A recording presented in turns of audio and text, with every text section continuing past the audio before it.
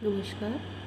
हम लोग समाजशास्त्र के तृतीय वर्ष के पहले पेपर जो foundations of social thought in India, foundations of social thought है, उसमें तीसरी इकाई के को पढ़ रहे हैं। और इसमें कल हमने development of sociology in India पढ़ा, और उसके बाद प्रमुख रूप से हम दो विचारकों राधा कमल मुखर्जी और घनश्याम घूर्य, इनके बारे में पढ़ेंगे। राधा कमल मुखर्जी ने सोशल वैल्यूज़, सामाजिक मूल्य, और सोशल इकोलॉजी, सामाजिक पारिस्थितिकी, इन दोनों के ऊपर अपने महत्वपूर्ण विचार व्यक्त किए थे। और इनको समझने के लिए हमें राधा कमल मुखर्जी के बारे में जानना पड़ेगा। समाजशास्त्रीय विचारधारा में राधा कमल मुखर्जी का एक बहुत महत्वपूर्ण स्थान है, और उन्होंने सामाजिक मूल्य से संबंधित विचार दिए थे। उनके विचार, उनकी कृति institutional theory of economics and sociology में निहित है, और उन्होंने a general theory of society भी दी, जिसमें उन्होंने सामाजिक मूल्यों का विश्लेषण प्रस्तुत किया। इनके विषय में बोगार्डस ने अपनी किताब the development of sociological thought में लिखा है कि मुखर्जी ने सामाजिक मूल्य का जो विश्लेषण प्रस्तुत किया है, वह केवल पूर्व और पश्चिम दोनों का ही समन्वय नहीं करता, बल्कि सार्वभौमिक सामाजिक अंतःक्रिया के संदर्भ में पूर्वीय और पाश्चात्य सामाजिक विचारधारा का एक समन्वय का परिणाम है। पूर्व और पश्चिम की विचारधाराओं को समन्वित करने की योगदान प्राप्त करने के कारण मुखर्जी शिक्षा प्राप्त करने के उद्देश्य से यूरोप में रहे। उनके बारे में जानने के लिए उनके जीवन चित्रण को समझना पड़ेगा। राधा कमल मुखर्जी का जन्म 7 दिसंबर 1889 में 1889 में पश्चिम बंगाल के बरहमपुर, मुर्शिदाबाद में हुआ। उनके पिता गोपाल चंद्र मुखर्जी एक सुविख्यात वकील थे। उनका परिवार बौद्धिक दृष्टि से संपन्न था। बड़े भाई की रुचि पूर्व और पश्चिम के साहित्य में के अध्ययन के विषय में थी। घर में पुस्तकें बहुत थीं। इसका प्रभाव ये हुआ कि मुखर्जी को भी भारतीय दर्शन के संबंध में अपनी ज्ञान वृद्धि का अवसर प्राप्त हुआ। उन्होंने इतिहास का भी अध्ययन रुचिपूर्वक किया। मुखर्जी की शिक्षा प्रेसिडेंसी कॉलेज कलकत्ता में हुई। सन 1910 में इन्होंने बरहमपुर के कृष्णनाथ कॉलेज में अर्थशास्त्र के प्राध्यापक के रूप में 5 वर्षों तक कार्य किया। इस काल के दौरान उन्होंने अर्थशास्त्र से संबंधित कई शोध कार्य किए, जिनके आधार पर 1916 में उन्होंने अपनी पहली कृति the foundation of Indian economics का प्रकाशन किया। 1915 में उन्हें बंगाल में सहकारिता आंदोलन पर सामाजिक सर्वेक्षण और शोध कार्य के लिए प्रेमचंद रामचंद्र छात्रवृत्ति प्राप्त की। 1916 में मुखर्जी की नियुक्ति लाहौर के सनातन धर्म कॉलेज में 1 वर्ष के लिए प्राचार्य पद पर हुई। 1917 में ही उन्होंने 10 व्याख्यान भारतीय अर्थशास्त्र के सिद्धांत विषय पर पंजाब विश्वविद्यालय में दिए। 1917 से 21 तक 5 वर्ष तक उन्होंने कलकत्ता विश्वविद्यालय में अर्थशास्त्र, समाजशास्त्र और राजनीतिक दर्शन शास्त्र का अध्यापन किया। 1920 में कलकत्ता विश्वविद्यालय में ही उन्होंने भारतीय ग्रामीण समुदाय में सामाजिक और आर्थिक परिवर्तन विषय पर डॉक्टरेट प्राप्त करी, और 1921 से 1952 तक उन्होंने लखनऊ विश्वविद्यालय में अर्थशास्त्र और समाजशास्त्र विभाग के प्रोफेसर और अध्यक्ष पद पर कार्य किया। वहाँ पर उन्होंने अर्थशास्त्र, समाजशास्त्र और मानवशास्त्र में शोध कार्य और अध्ययन कार्य में भी समन्वित दृष्टिकोण और पद्धति शास्त्र का शुभारंभ किया। उन्होंने ग्रामीण अर्थशास्त्र, श्रमिक अर्थशास्त्र, सामाजिक पारिस्थितिकी शास्त्र, सामाजिक मनोविज्ञान और सामाजिक दर्शन शास्त्र में से संबंधित अनेक लेखों और अध्ययन प्रतिवेदनों का भी प्रकाशन किया। इन विषयों को अब उन्होंने एक महत्वपूर्ण स्थान प्रदान कराया, जिनको कि उस समय उपेक्षा की दृष्टि से देखा जाता था। सन 1945 से 1947 तक आप ग्वालियर सरकार के आर्थिक सलाहकार के रूप में कार्यरत रहे। मुखर्जी अंतर्राष्ट्रीय स्तर के अनेक सरकारी और शैक्षणिक संस्थानों के चेयरमैन और सदस्य भी रहे।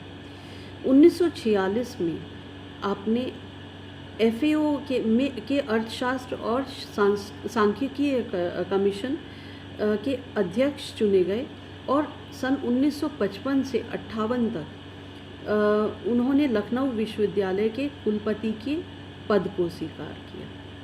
इस पद से अवकाश ग्रहण करने के बाद वे उसी विश्वविद्यालय में JK institute of sociology and human relations के डायरेक्टर के रूप में चयनित किए गए और इस पद पर करते हुए ही 1968 में उनकी मृत्यु हो गई। उनकी प्रमुख रचनाएं, उन्होंने बहुत 53 किताबें अपनी जीवन काल में लिखी थी और अनेक पत्र पत्रिकाओं में शोध लेखों का प्रकाशन किया था। अनेक विद्वानों की विचारधाराओं और कृतियों का भी उनकी कृतियों पर प्रभाव पड़ा था और मुखर्जी के आर्थिक समस्याओं के अध्ययन के लिए संस्थागत उपागम अपनाने पर उन्होंने जोर दिया था। साथ ही भारतीय ग्रामीण समस्याओं का अनुभविक अध्ययन किया, जिसके फलस्वरूप ही उनकी कृति लैंड प्रॉब्लम्स इन इंडिया प्रकाशित हुई। सामाजिक कल्याण में उनकी रुचि थी और इसी कारण 1906 से ही उन्होंने ऋण समितियों और सहकारी समितियों की जन समस्याओं का निराकरण करने में सहायता देना आरंभ कर दिया था। मुखर्जी अनेक विद्वानों जैसे BN Seal, Narendra Sen Gupta, Robert Park, Burgess, Ogburn, Ross, Patrick Geddes आदि से प्रभावित रहे। उनकी कृतियों और विचारधाराओं पर इन विद्वानों का प्रत्यक्ष प्रभाव देख सकते हैं। सील जैसे विद्वानों का प्रभाव उनकी कृति the principles of corporate economics पर स्पष्ट रूप से पड़ा, जिसकी तुलनात्मक पद्धति पर बल दिया गया है। सेन गुप्ता के साथ मिलकर उन्होंने mind and society, introduction to social psychology पुस्तक लिखी। बॉर्डरलैंड ऑफ इकोनॉमिक्स का लेखन उन्होंने जेडिस के साथ शुरू किया और इस अवधारणा पर कार्य किया। उनकी किताब रीजनल सोसाइटी के लेखन में ES रॉस से तथा इंस्टीट्यूशनल थ्योरी ऑफ इकोनॉमिक्स के लेखन में प्रोफेसर कॉमन्स का भरपूर सहयोग और परामर्श उन्होंने लिया। इसके अलावा अनेक पाश्चात्य मनीषियों और समाजशास्त्रियों जैसे सोरोकिन, ब्लॉ, रॉबर्ट एडलिच इनसे भी इनकी मित्रता और पूर्ण सहयोग था। मुखर्जी ने अर्थशास्त्र, समाजशास्त्र, पारिस्थितिकी शास्त्र, दर्शन शास्त्र, मनोविज्ञान, संस्कृति, कला, धर्म, रहस्यवाद, प्रतीकों और मूल्यों का समाजशास्त्र और आचार जैसे अनेक महत्वपूर्ण विषयों पर लेखन कार्य किया।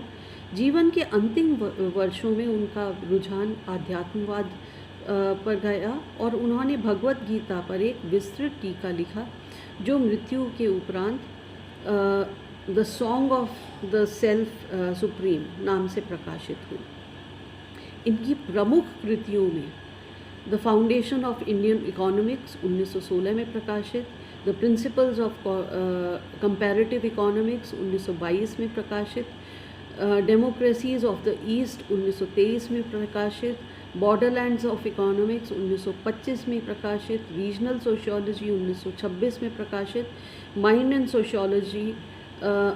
Sociology introduction to social psychology 1928 में प्रकाशित, the theory and art of the mysticism 1937 में प्रकाशित, मैन एंड हिज हैबिटेशन 1940 में प्रकाशित, सोशल इकोलॉजी 1945 में ये एक महत्वपूर्ण उनकी कृति थी, the social function of art 1948 में, the social structure of values 1949 में, the Indian scheme of life 1949 में, द डायनामिक्स ऑफ मॉरल्स 1951 में, the history of Indian civilisation 1956 में, द हॉराइजन ऑफ मैरिज 1956 में, the culture and art of India 1959 में, the philosophy of social sciences 1960 में, the philosophy of personality 1963 में, the dimensions of human evolution 1964 में, the dimensions of values 1964 में, the density of civilisation 1964 में, oneness of Mankind 1968, the cosmic art of India 1968, the community of communities 1966, the philosophy of man 1966, the song of the self supreme 1971। ये सब इनकी प्रमुख कृतियाँ हैं। हम देख सकते हैं कि राधा कमल मुखर्जी का कितना डाइवर्स, कितना विविध विचार थे और कितनी विविध उनकी विचारधारा थी, और उन्होंने बहुत महत्वपूर्ण समाज शास्त्र में जो सामाजिक मूल्य और सामाजिक पारिस्थितिकी के जो सिद्धांत थे उन्होंने दिए। अब कुछ महत्वपूर्ण अवधारणाओं की परिभाषाएं उनके लिए महत्वपूर्ण हैं। मुखर्जी के मत से समाज के सामान्य सिद्धांत में मूल्यों का महत्वपूर्ण स्थान होता है, क्योंकि समस्त मानव संबंध और व्यवहार अपनी ही प्रकृति के कारण मूल्य हैं। इन मूल्यों को मानव में, मानव से और मानव के लिए ही खोजा जाता है। समाज मूल्यों का ही संगठन और संकलन है, अतः समाज के सामान्य सिद्धांत का प्रतिपादन मूल्यों के संदर्भ में ही संभव है, और समाज के सामान्य सिद्धांत का प्रतिपादन करने के दौरान कई समाजशास्त्रीय अवधारणाओं का इस्तेमाल किया जाता है, जैसे कि संस्था, संस्कृति, सामाजिक संबंध, समूह, समाज। ये सब क्या हैं, ये बहुत ज़्यादा स्पष्ट रूप से परिभाषित होने चाहिए। उनके अनुसार संस्था को उस अधिक संगठित, औपचारिक और सुस्थिर सामाजिक संबंधों और व्यवहारों के रूप में परिभाषित किया जा सकता है, जो मनुष्यों के कतिपय सामान्य और स्थायी लक्ष्यों और मूल्यों की पूर्ति करते हैं। इसी तरह से संस्कृति एक समाज के सदस्यों के विश्वासों, मूल्यों और व्यवहारों का पूर्ण योग अथवा समष्टि है, तथा उन प्रतीकों की समष्टि है जो इन विश्वासों, मूल्यों और व्यवहारों को संचालित करते हैं। इसी तरह से सामाजिक संबंध, सोशल रिलेशंस, इनको परिभाषित करते हुए मुखर्जी ने लिखा है कि सामाजिक संबंधों को मनुष्य की एक दूसरे के प्रति अभिव्यक्त उन मनोवृत्तियों और व्यवहारों के रूप में परिभाषित किया जा सकता है जो उनके सामान्य लक्ष्यों और मूल्यों के द्वारा प्रस्तुत और निर्देशित होते हैं। उन्होंने समूह को परिभाषित करते हुए कहा कि समूह सहयोगी व्यक्तियों का एक क्रमबद्ध सामाजिक संबंध और व्यवहार है, जिसका उद्भव उनके सामान्य लक्ष्यों और मूल्यों के समन्वय और आपूर्ति के कारण होता है। उन्होंने समाज को परिभाषित करते हुए कहा है कि समाज सामाजिक संरचनाओं और प्रकारों का एक योग है जो लोकाचारों, विश्वासों, संबंधों और व्यवहारों के एक व्यवस्थित और क्रमबद्ध प्रतिमान को प्रतिस्थापित, रक्षा और संचालित करता है। समाज से संबंधित मुखर्जी के विचारों को और स्पष्ट रूप से हम इस प्रकार व्यक्त कर सकते हैं कि समाज संरचनाओं और प्रकारों का वह योग है जिसके माध्यम से मनुष्य अपने पर्यावरण के तीनों आयामों और या स्तरों, पारिस्थितिकीगत, मनोसामाजिक और लक्ष्यपूर्ण नैतिक संसार के साथ अपना अनुकूलन करता है और अपनी जीविका, परिस्थिति तथा मूल्य पूर्ति संबंधी अपनी आधारभूत आवश्यकताओं की पूर्ति करता है। पारिस्थितिकीगत संसार में विकास के लिए संतुलन घटित होता है। सामाजिक संसार में उसके अंतर्गत आने वाली सभी संस्थाओं और संस्कृति में एक प्रकार का संतुलन उत्पन्न होता है, और लक्ष्यपूर्ण नैतिक संसार में व्यक्ति की विभिन्न परिस्थितियों, प्रत्याशाओं और मूल्यों के मध्य समायोजन स्थापित होता है। ये संस्कृति का कार्य है जो संस्थागत जीवन के विभिन्न भागों के मध्य एक प्रकार का संतुलन को बनाए रखते हुए समाज के संरक्षक के रूप में कार्यरत रहता है। अब हम कल इनके राधा कमल मुखर्जी की जनरल थ्योरी ऑफ सोसाइटी और उसके प्रमुख प्रकार्य और उसके प्रमुख पक्ष उनके बारे में जानेंगे। धन्यवाद।